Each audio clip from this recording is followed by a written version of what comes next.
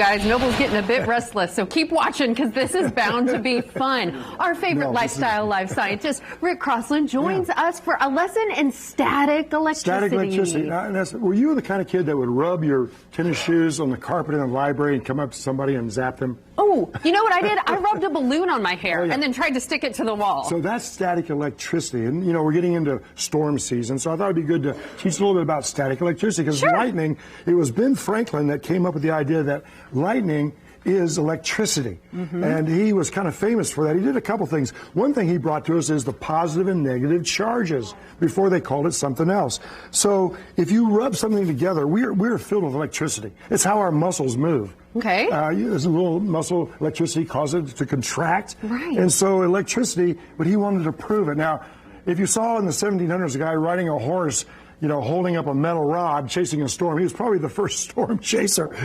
We don't advise you to do that. We don't want you to do that, right? But you can make static electricity by rubbing things. Like I got some fur here. This is a little golf container. It's plastic. Plastic is a good insulator. And so when you rub that, it has a charge now, negative charges, and I can get things to stick to it. And so we're always building up charges. And oh yeah, ahead, would you see that? There you go. Boom. There you go. He just showed you repelling. Charges want to get away from each other. Nature likes to be balanced, positive or negative. So when clouds rub together, they build up negative charges, and they have a discharge. I have a little discharge thing right here. It's a little motor inside. It's rubbing.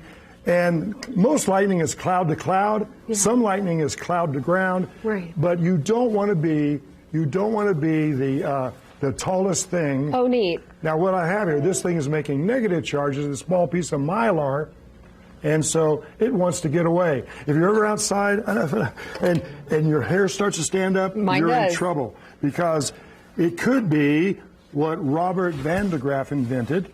He was a famous physicist from MIT. He was born in 1901. So much history. This is Ben Franklin.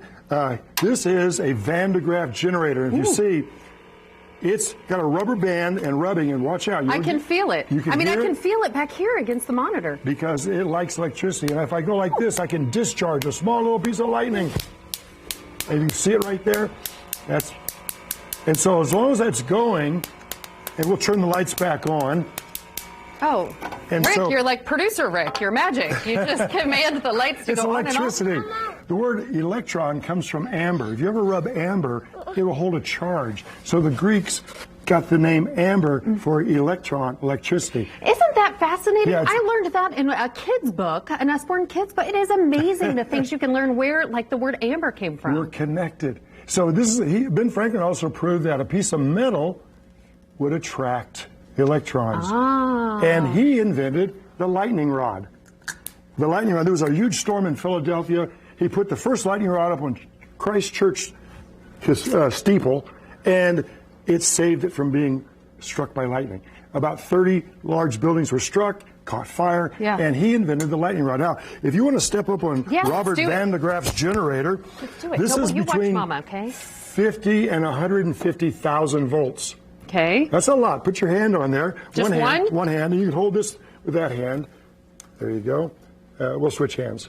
Put that hand on there. Yeah. And I'm a fast learner, everybody.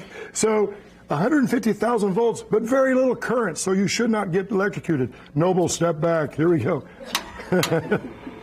Is my hair going to stand on it? Well, let's hold up that little guy and see if it's... oh, yeah. Don't touch the thing. Oh, yeah. I see your hair. Is it going, you guys? Well, or is it the hairspray that I've used? Do you want me to tousle it a bit? Toss it a bit. There you go. And I don't think this is a Brazilian hairstyle. Maybe we call this electron hairstyle. This is like a bad hair commercial, Rick. No, it's a good hair. It's a good science commercial. So you are now charged. I'm going to turn this off. I feel it. I mean, it's so cool. It's neat how demonstrative science is and how you never forget it. I'm going to touch you on your finger right here, and I'll discharge you. And watch her hair. Her hair will go away when I discharge you. Please let it go back. Oh! Did it go back? I have a feeling it didn't go. But it all fell. Yeah. Yeah. All those, each hairs get negative charge. They want to get away from each other.